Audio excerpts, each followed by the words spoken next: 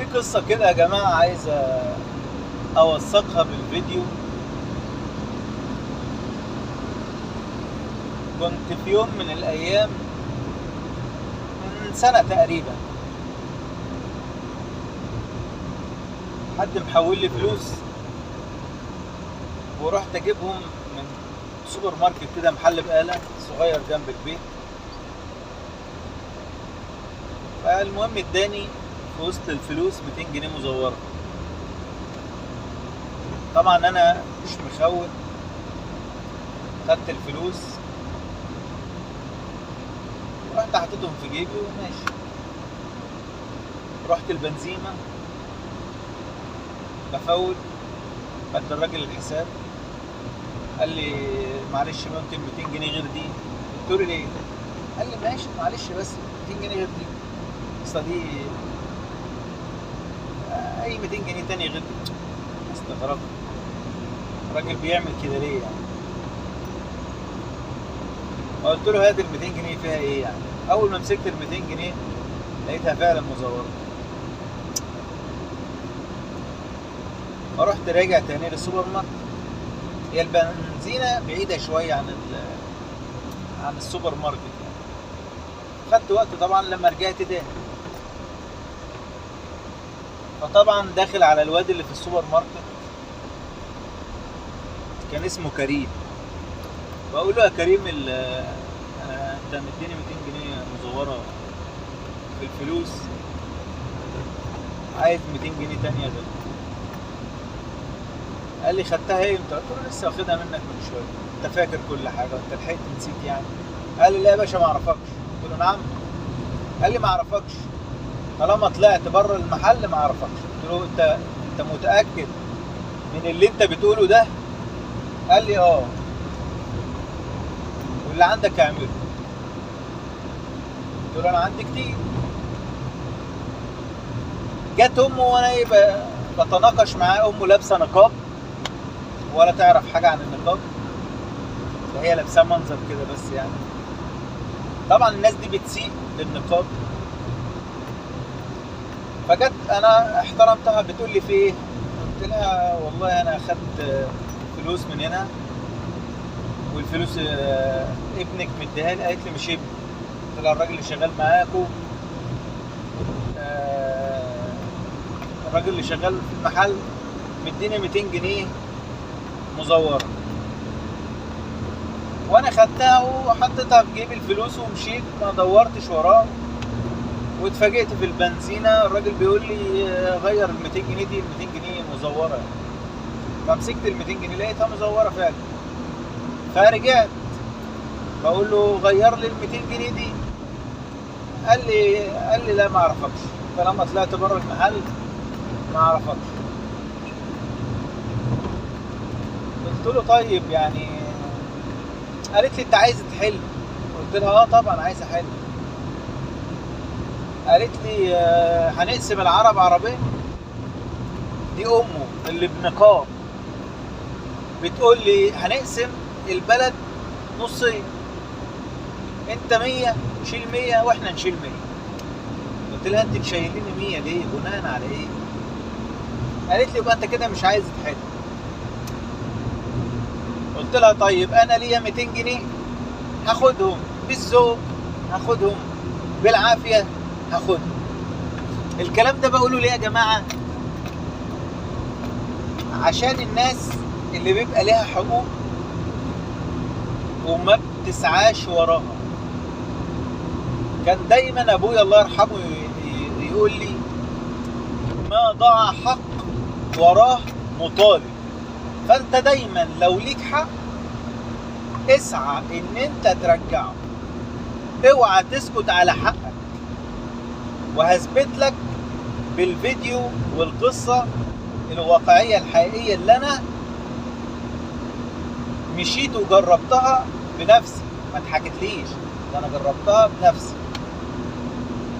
المهم قلت لها يا ست الكل انا مش عايز اعمل شوشرة للمكان، ودي سمعة محل، وانتوا ناس ارزاقية وانا ارزاقي زيكم، عارف القصة دايرة ازاي وماشية ازاي. فبلاش ان انت تعملي المحل سمعة مش كويسه هجيب لك الشرطه. قالت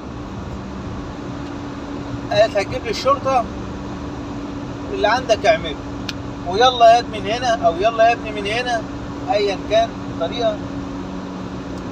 انت واقف قدام المحل، ما توقفش قدام المحل، وكلام بقى بعجرفه كده. طبعا انا مش مركز بقى في كلام، انا كل اللي في دماغي ازاي ارجع ال 200 جنيه. هي ال 200 جنيه كلام فاضي، لكن طبعا انا مش هتطور في 200 جنيه يعني. هو كلام تافه بس مش هسيبهم. فالمهم ايه، قلت لها انت بتطرديني؟ قالت لا ده محل اكل عيش وانت واقف على الباب مانع الناس ان هي تدخل. قلت لها تمام، انا هجيب لك الشرطه بقى هي اللي تقف قدام المحل، مش انا اللي واقف قدام المحل. قالت اللي عندك اعمله. في جيت جوزها بقى جه ابو الواد، طبعا هي ما اعترفتش، انكرت ان هو ابنها. تمام. بس الكلام ده عرفته ان هو ابنها بعدين. فالمهم ابوها ابو الواد جه وجوزها لابس جلابيه وشال. تمام. في ايه يا استاذ؟ قلت له والله يا حاج حصل 1 2 3، وبحكي له برضه انا بتعامل ببيئتي وتربيتي يعني، فبحكي له برضه قصه. حضرتك عندك كاميرات؟ قال لي قلت له استاذنك نرجع الكاميرات تاني؟ قال لي عندي كاميرات والشاشه فوق في الشقه في الشقه فوق. قلت له طب استاذن حضرتك نراجع الكاميرات، لو انا كلامي غلط يا عم هاخد بعض وامشي، لو انا كلامي صح يبقى انت بقى اللي انت شايفه اعمله. قال لي تعالى.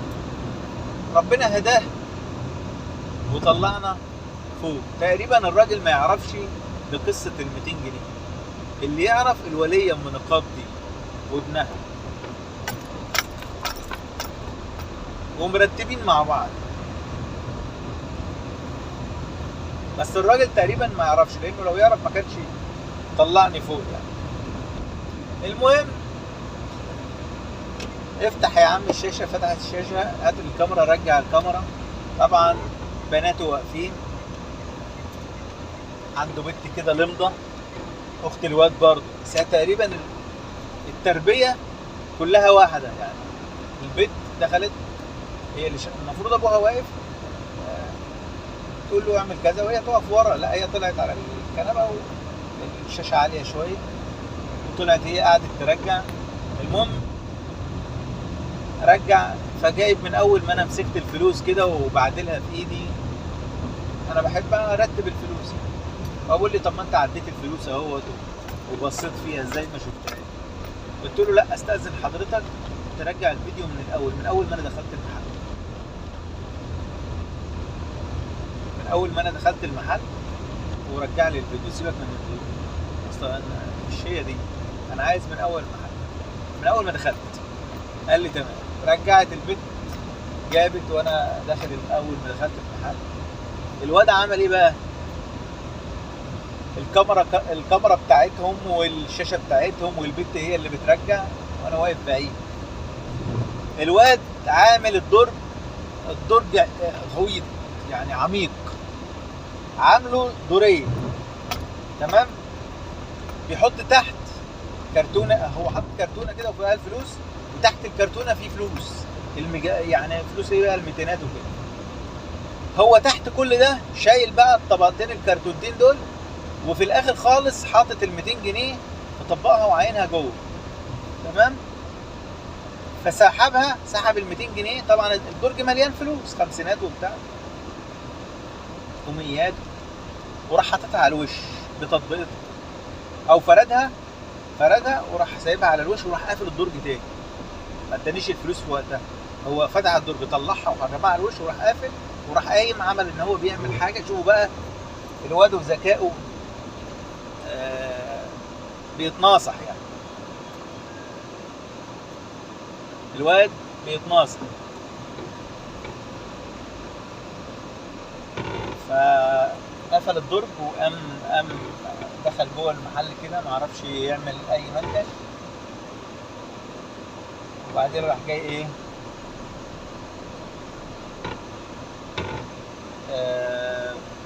راجع فاتح الدرج. طبعا كل ده انا واقف مستنيه يجيب الفلوس يعني.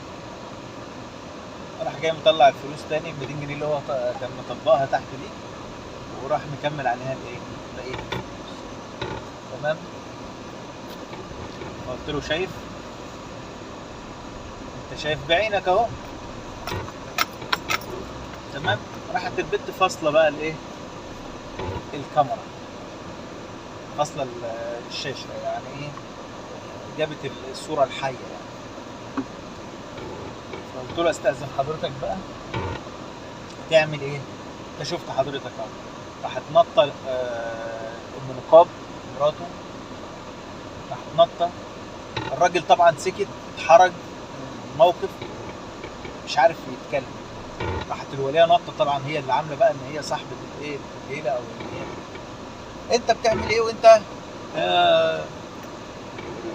احنا ما عندناش كده ومش عارف، وقعدت تلغوش يعني. قلت له طب بعد طالما انتم مش عايزين تقتنعوا والفيديو بتاعكم مش مقتنعين ومش عايزين تدوني ال 200 جنيه بتاعتي اللي هي حقي وانتوا شفتوا بعينيكم الكاميرات بتاعتكم،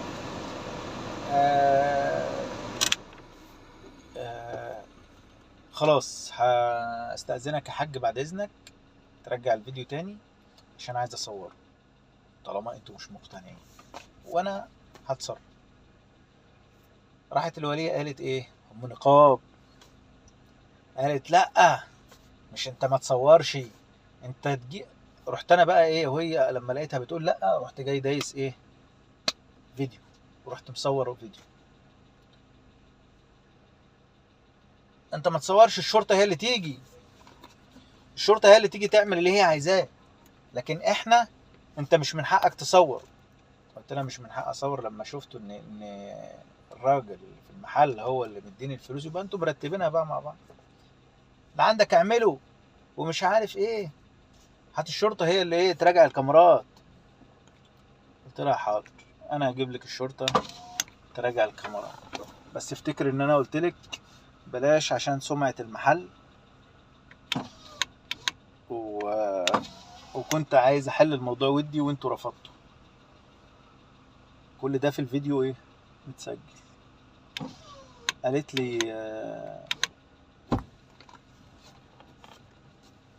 انت اللي مش عايز حل، كنت قلت لك 100 جنيه تاخد 100 جنيه وانت تشيل 100 جنيه واحنا نشيل 100 جنيه، انت اللي رفضت. قلت لها تمام، يعني انت مش عايزاني اصور الفيديو وهو ابنك او الراجل اللي شغال عندكم بيطلع ال 200 جنيه المزوره، انتوا عارفين ال 200 جنيه مزوره وشفتوا في الفيديو، كل ده بسجله بقى وانا ايه بصورهم بالفيديو، بصور الشاشه وعمال اقول لهم رجعوا رجعوا، مش راضيين يروحوا. فالبت بتقول لابوها ايه؟ الحق يا بابا، الحق يا ماما، ده بيصورنا.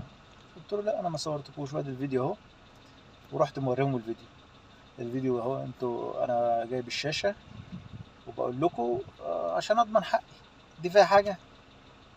انا لا جبتك ولا جبت ابوكي ولا جبت امك ولا جبت حد في البيت في الصوره يعني، والفيديو قدامكم اهو. رحت معايد لهم الفيديو اتفرجوا عليه، مفيش حاجه. عايزين مني حاجه؟ انا هجيب لكم الشرطه بس. ورحت جاي سايبهم وطلع على اسم الشرطه. طبعا قبل كل الكلام ده كله كلمت اكتر من واحد معرفه يعني،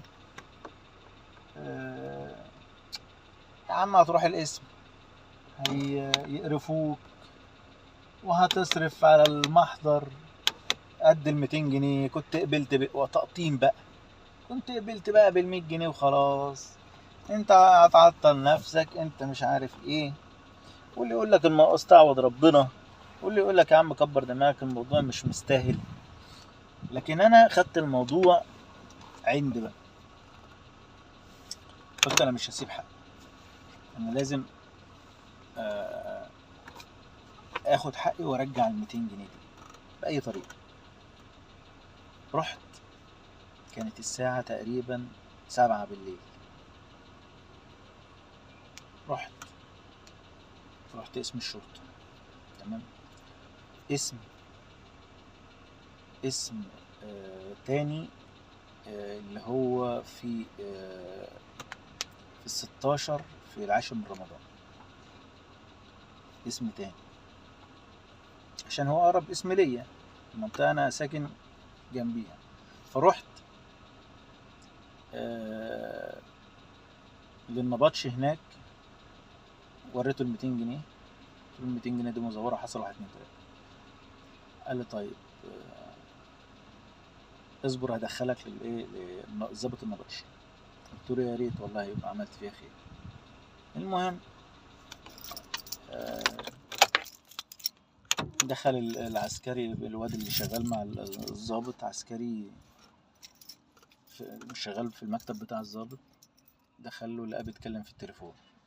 قال لي اصبر شويه عشان الضابط بيتكلم في التليفون، نخلص تليفون ايه هدخل له اقول له. قلت له ماشي. طبعا قعدنا نتكلم في الموضوع، والواد شاف ال 200 جنيه وشاف وانا اتكلمت معاه، فطبعا من كلامي يعني ايه اقتنعوا بالكلام وكده، فقالوا لي اصبر هندخلك للضابط. والحمد لله دخلت للضابط. طبعا هو اتأخر شوية، المكالمة تقريبا دخلت له الساعة 8، قعدنا بتاع ساعة بس. دخلت فضلت قاعد. طبعا في الفترة الساعة دي الشيطان بقى عمال يقول لي يا عم امشي كبر دماغك، وانا اقول لا يا عم امشي. وكان عندي شغل بالليل الساعة 10 او 11، كنت المفروض انزل الشغل الساعة 11، استلم الشغل الساعة 11، بس طبعا بمشي قبلها بشوية عشان الطريق وكده. فكانت الساعة 8 خلاص يعني، عمال بقول امشي اروح الشغل وخلاص.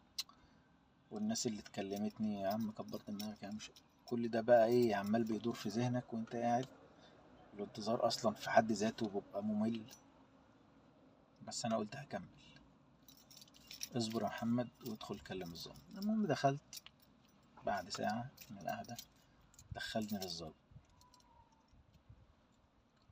السلام عليكم. وعليكم السلام. حضرتك حصل واحد اتنين تلاتة، وادي ال 200 جنيه.